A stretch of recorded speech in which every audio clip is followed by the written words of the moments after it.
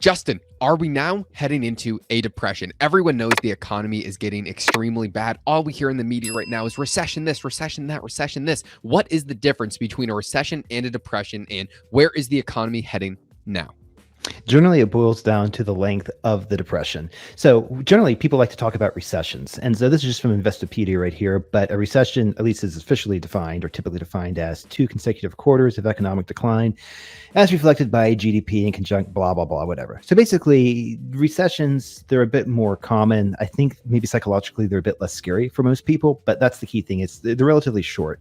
Now, when you compare it to a depression is commonly defined as an extreme recession that lasts 3 or more years, which lead to a decline in real GDP of at least 10% in a given year.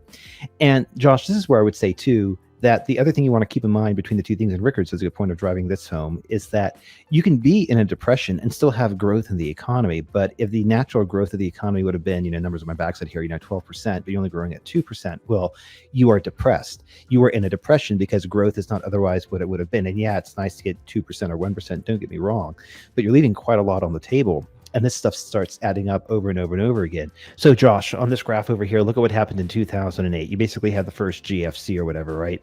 And so we had what economists would call a recession, a Great Recession. And you saw that decline in GDP. And it's true, we have grown since then, but you see how much is left on the table. Look at that black line compared to the blue line, as you assume that the trend line from circa 2000 to 2008 would have been, the norm in this situation or whatever, right?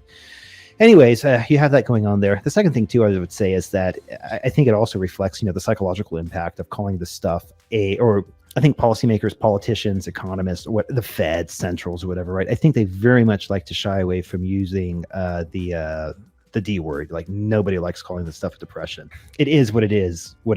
But from a psychological standpoint, you can convince people, oh, it's just a recession, or it's just going to be temporary or transitory, or whatever, word you want to use in that front. I think it might be a little more palpable from a psychological side. But in any event, it's very interesting a time that we're in right now, because if the system has been kept online, if the system we're in now should have died a death in 2008, and it didn't die a death in 2008, if you've just been Frankensteining it along, kicking the can down the road, sooner or later, one can only assume we are going to get to a point where there's just going to be no more Band-Aids. There's going to be no more, clever one-liners. There's going to be no more fixes, or the fixes themselves will be so obscene and so disbelieved by the people that they just won't be accepted.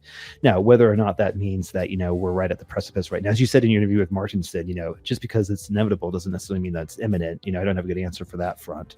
You can only piss on someone's leg and call it rain for so long until someone says, why are you pissing on my leg? And as you can just see, there is a clear distinction that someone can argue with extreme accuracy that we have actually been in a depression since 2008, because as the definition is, it is extreme lack of actual growth, and we have lacked growth at an immense rate. If we were growing at the same rate, that line, we would literally have trillions of more dollars in productivity that we just don't have. That's been evaporated from our economy. Yeah. Where has that gone? It's gone nowhere. Like, people are just producing less. And we know that society's wealth is based upon the goods and services that we can produce. And we are not doing that to the same rate that we were prior to 2008. That really comes down to bank lending. That is not happening because there is too much risk in the financial system that we need to have it break. Go back to the Chris Martenson interview.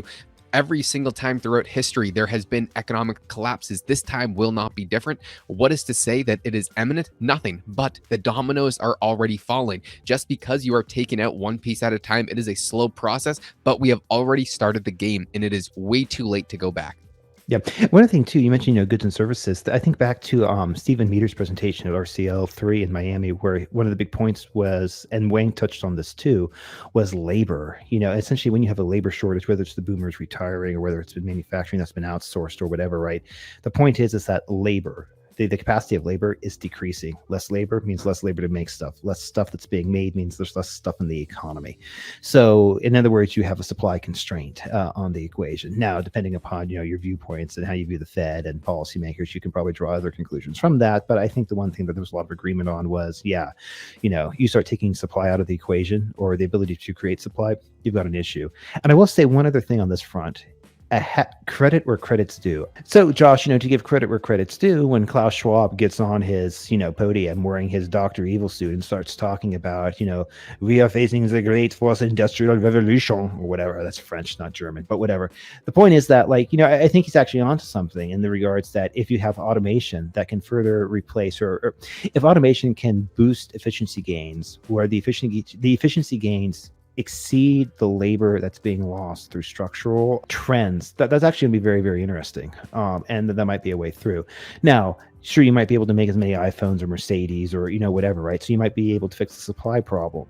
But then you've got a bunch of people who are no longer employed, and that's going to create a whole nother kind of problem in of itself. But, separate video, we'll cross that bridge. All right, so what are the economic indicators actually suggesting now? So we know the Fed has stopped QT completely. I mean, they have stopped QE completely, and they're no longer buying bonds. But what is actually happening to the yield curve? Let's go to the 10-year where it's sitting at 2.83, down drastically from its highs over 3.5%. As ever since we started, stopped QE, yields have just gone straight down. But where does the real issue rise? Let's look at the 2-year. It is actually, the yield curve is currently inverted as we are making this video. As we know that there's almost 100% certainty of recessions after we have had an inverted yield curve. What else are we seeing? The DXY is just skyrocketing value. And we have talked about this more and more. When the dollar is going up, it sucks the life out of everything else because we run on a dollar denominated system.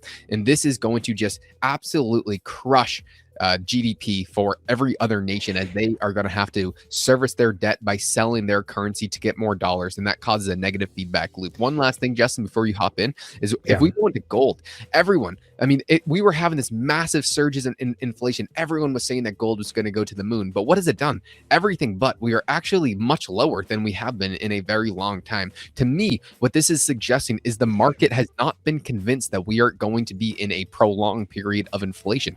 This is just the same thing with bonds. The bond market has never budged. The bond market has stayed low. Yields have been low. They've never been convinced that we are going to have continued inflation. Gold has been doing the exact same thing. What does this mean for the economy? It probably means that we're going to have extremely low growth going into the next few years, and that is going to prolong the recession. And I think we will actually be going into a depression. Yeah, it could be the case. Josh, I want to share this with you real quick too. So this is the Fed's balance sheet or whatever, right? And so the Fed talks about shrinking their balance sheet or whatever, right? But where? They sure are talking the talk, but they're not walking the walk. Well, so it has peaked, and it looks like it's starting to dribble down slightly. So it went from 8.965. Okay, yeah. So I will concede it's gone down ever so slightly. So I guess the Fed can say either way, their balance sheet is not growing, but bonds are still cratering. And under that circumstance, that is still showing that there is demand for bonds. Why are people buying bonds? Because there's fragility in the system. Why is there fragility in the system? Because we are not in a time of growth where banks want to lend. If banks don't want to lend and they want a safer yielding instrument, they're going to go into the bond market. And that's what we are seeing today. I would say we are already in a recession. A few days ago, Atlanta Fed, they cut GDP forecast to 1%. That was on June 30th or 31st. I don't know how many days are in the calendar month, but then July 1st, they re-updated their GDP forecast and it was down to negative 2.1%. That is signaling that we are already in a recession today. The economy is just getting worse. People are starting to lose their jobs. I'm sure you guys see it. Businesses are actually starting to shut down. We are having this massive divide where if you go to the top, the most expensive businesses in America, they're going to be absolutely booming still because there are a small portion of people who made a shit ton of money and who are doing extremely well. But if you go to the poorer places, these mid-sized businesses, I'm starting to see them shut down in my area, and I only see these trends continuing over the next few years. Yeah, no, definitely interesting that front. And last thing I'll remark with, at least for as far as commodities go, I think back to 2008, and when you saw, and originally, actually it started in Japan, I think. Well, whatever, it doesn't really matter.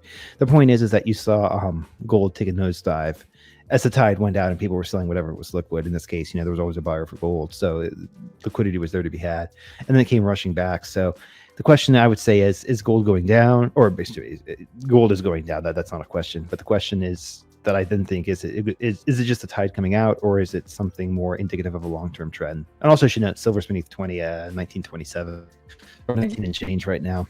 Yeah, and this is just short term. I do think what's going to happen is if we start to see these massive pressures, I do think the maybe in 2 3 years the government comes in and hands out stimulus checks. If there's massive pain in the economy, that's when the government fills the hole. They say, "Hey guys, all you need is more money," and then everyone says, "Hell yeah, let's do this." I mean, we just saw Gavin Newsom starting to give people inflation relief packages of $1,000 each. I'm sure these trends are going to continue, which is going to prolong a structural inflation long term. But just because we have inflation does not mean we are growing. We can have the prices of goods and services increasing, but we have a depression because we are not growing the economy at the same time. That is stagflationary depression. It would probably be just the worst of worst worlds. Yeah, and that takes us again back to the definition what we mentioned earlier in the video is that you can be in a depression, you can be in a recession, you can still have growth. You're just not having as much growth. And over time, especially over years or decades. And people think a depression means it's deflationary. You can be in an inflationary depression. Think to Soviet Russia. I mean, they had unlimited amounts of money. Think to Weimar Germany. They had unlimited amounts of money, just no growth. And we could absolutely see that here today. Thank you, and we'll see you on the next one.